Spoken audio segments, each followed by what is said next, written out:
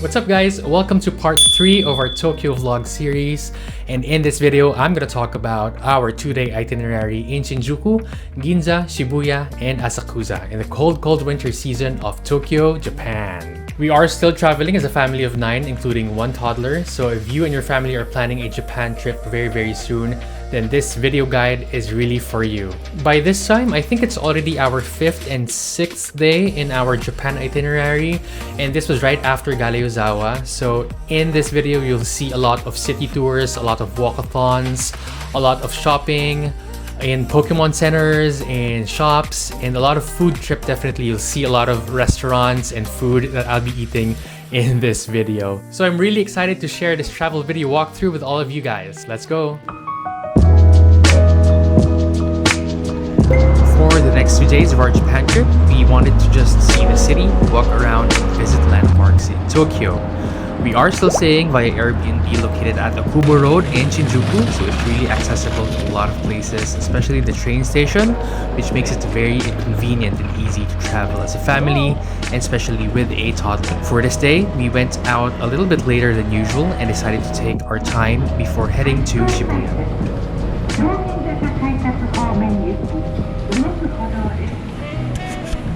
The train ride from Shinjuku to Shibuya is just around 19 minutes, so taking the Yamanote line and exiting Harajuku Station. Then from there, it's just a 10 to 15 minute walk to Jinan in Shibuya, perfect for reaching your 10K steps early in the morning.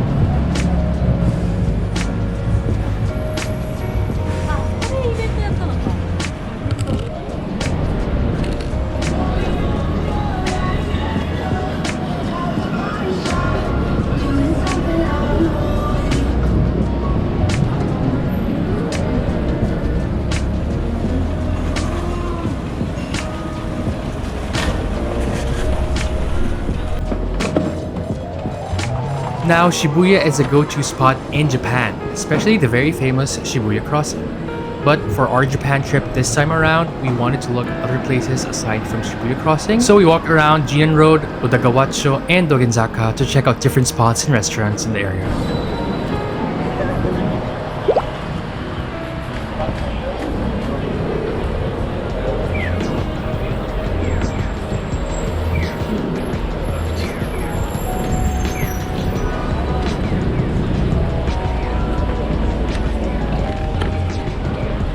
We walked around the Jinan area for a little bit of city viewing. Really didn't mind the walking part that much since the weather is still pretty cold.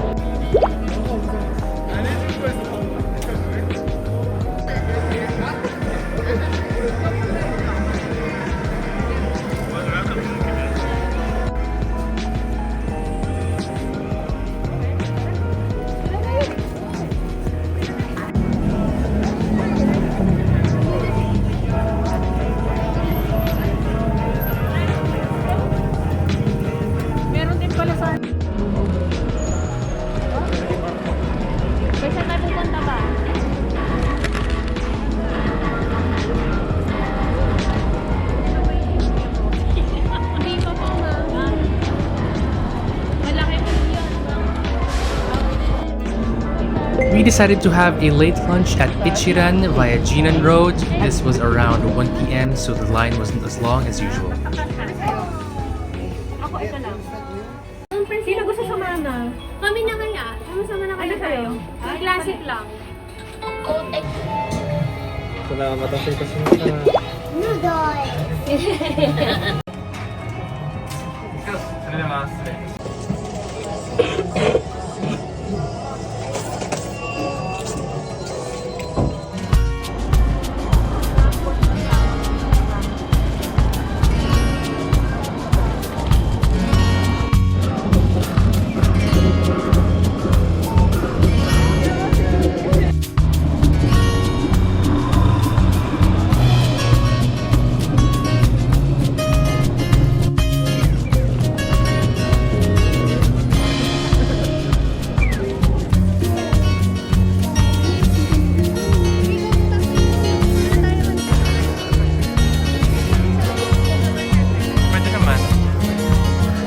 Now, the most exciting part of our trip to Shibuya is getting to visit the Pokemon Center. The Shibuya Pokemon Center is located at the 6th floor of Parco Shopping Mall. Although I've been to Japan before, this is actually my first time visiting a flagship Pokemon Center. Rigo, look here. Hi. Rigo, look here. It's hard to miss because as soon as you arrive at the 6th floor area, you'll immediately see a giant Mewtwo display, similar to the opening of Mewtwo Strikes Back.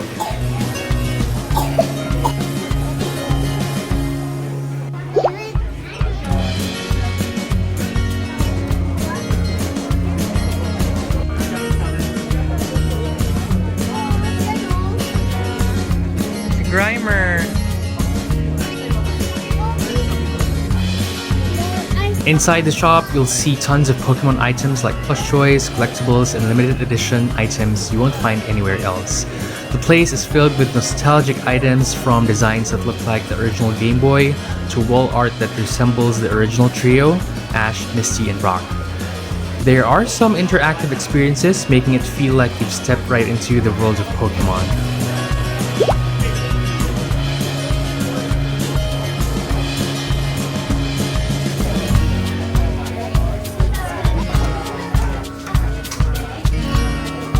For my son and myself, we are avid Pokemon fans. Visiting this place was a real treat. My 3-year-old had a blast visiting this shop.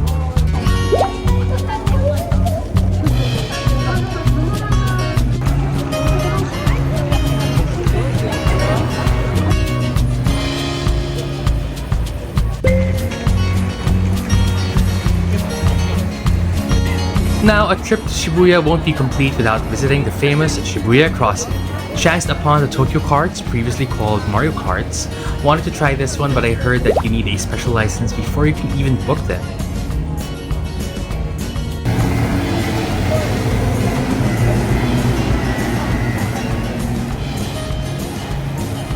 A very touristy thing to do is walk in the crossing, even if you don't really need to cross the street. It's really about experiencing the busy crowd and the hype.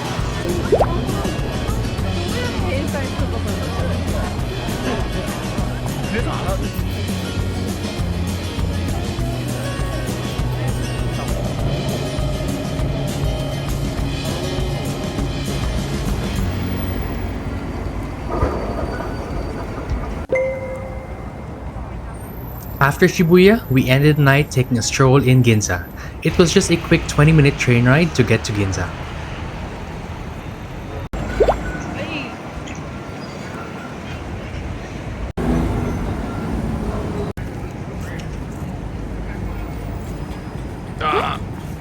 Ginza at night offers its own unique experience. Strolling along the streets lined with luxury boutiques, this is quite a good place for shopping since the price range is fairly cheap compared to the Philippines.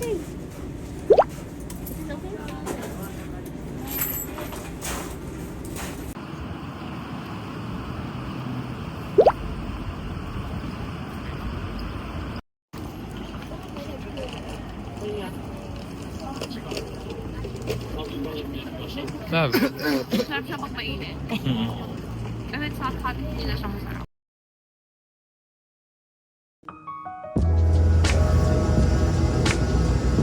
The next day, our itinerary is all about exploring Shinjuku and Shibuya better. And of course, visiting the very famous Asakusa.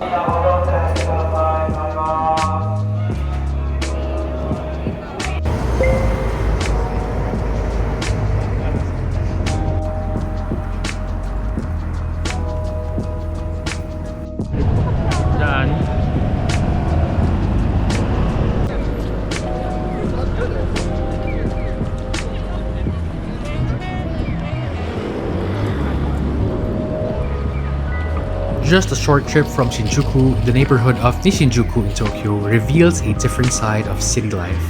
Here, you'll find charming local restaurants and traditional shops. The area is known for its peaceful residential vibe and a handful of small parks, making it a great spot to unwind away from the crowds. Visitors can also stumble upon unique street art, quiet temples, and community events that showcase the everyday culture of Tokyo.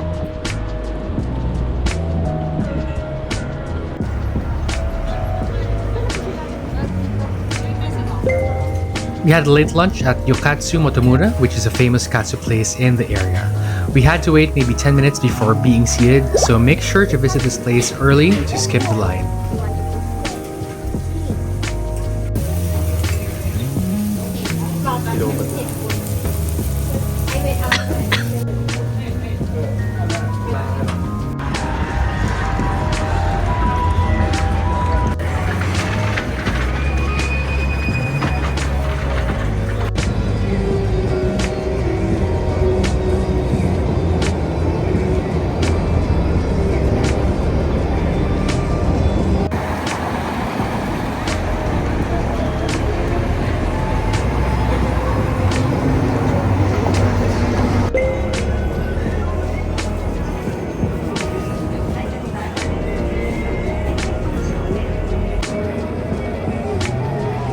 After lunch, we visited the Kabukicho district in Shinjuku to unwind, play some games, and see the famous Godzilla statue. Or baka yung kabila? Naku, nasara mo na. Eh? Hindi, ayaw ko malang ng araw. Ano ba yan?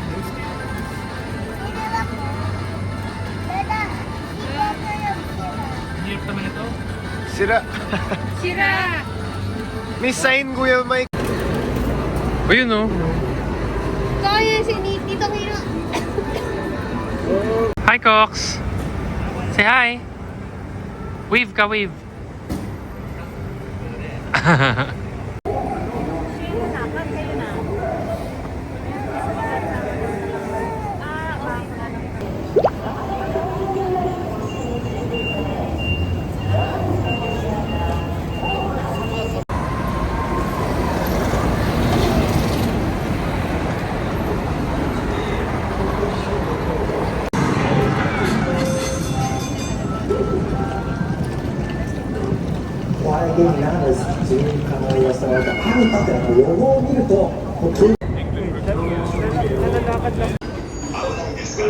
Decided to head back to Shibuya once more, but this time exploring Jingumae, which is more on the north side of the area. We had to take a 30-minute train ride from Shinjuku Station's Yamanote line and dropping off Harajuku Station via Takeshita exit. From there, it was a 10-minute walk to get to Jingumae. For Shibuya and Shinagawa.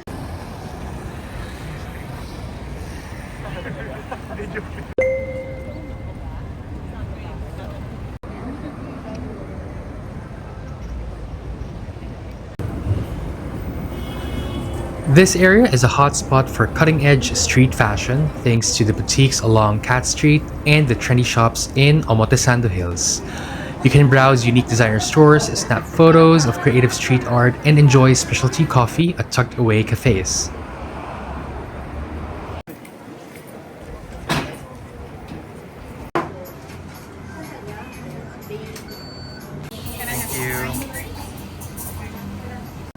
Thank you.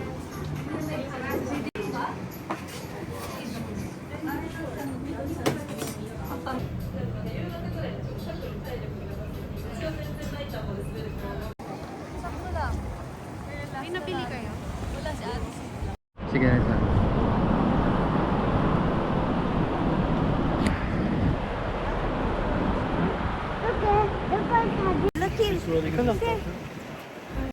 Hi!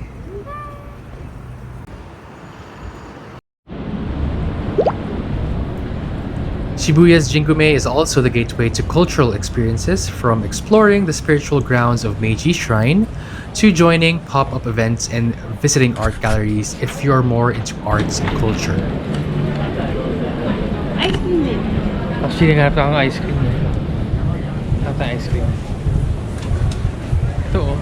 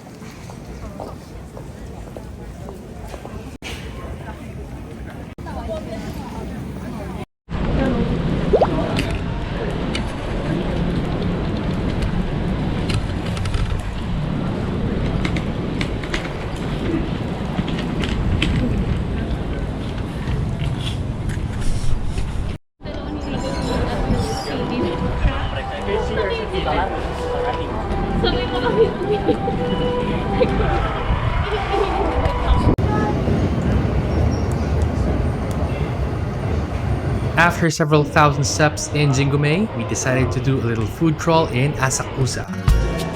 The travel from Shibuya to Asakusa was quite long, so we had to spend maybe 30 to 40 minutes traveling by train from Omotesando Station to Asakusa Station. Cremia time. Tara! Asakusa is the perfect place to step back in time and experience a more traditional side of Tokyo. Be prepared to be greeted by huge crowds since the place is crawling with shops, so foot traffic is very high. But that didn't stop us from doing a food crawl, starting off with a very, very yummy Cremia ice cream. Rico, cheers!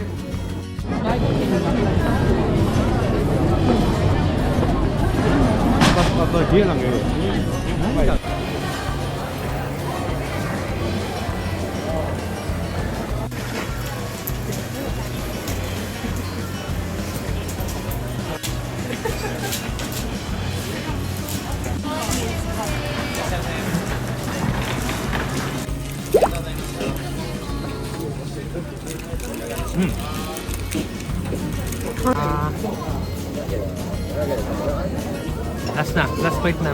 Para maubos na. Bigger bite. Kasi kakunin na to, okay? Bigger bite.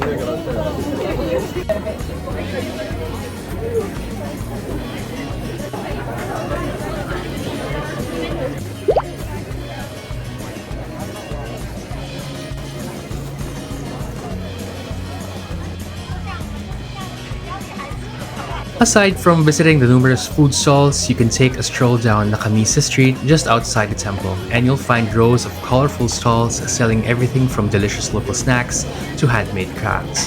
Highly recommended, Asakusa is a must-visit spot for anyone wanting to experience the heart and soul of old Tokyo.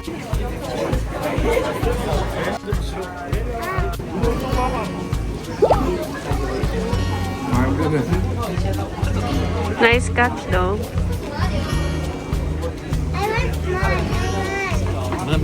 Thank you.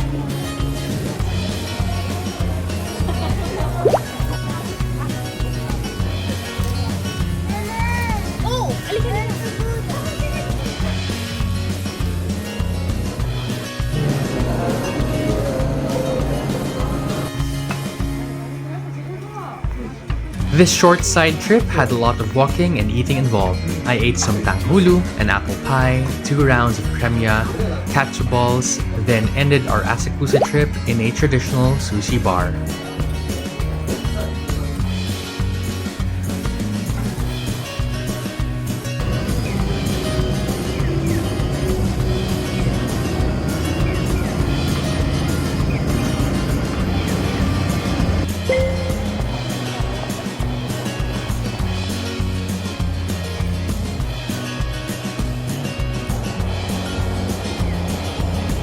After the food crawl in Asakusa, we went back to Ginza to wrap up the night, strolling into Tokyo Plaza, the famous Sanrio store, and having a quick dinner at Granny Smith, where we tasted their classic apple pie.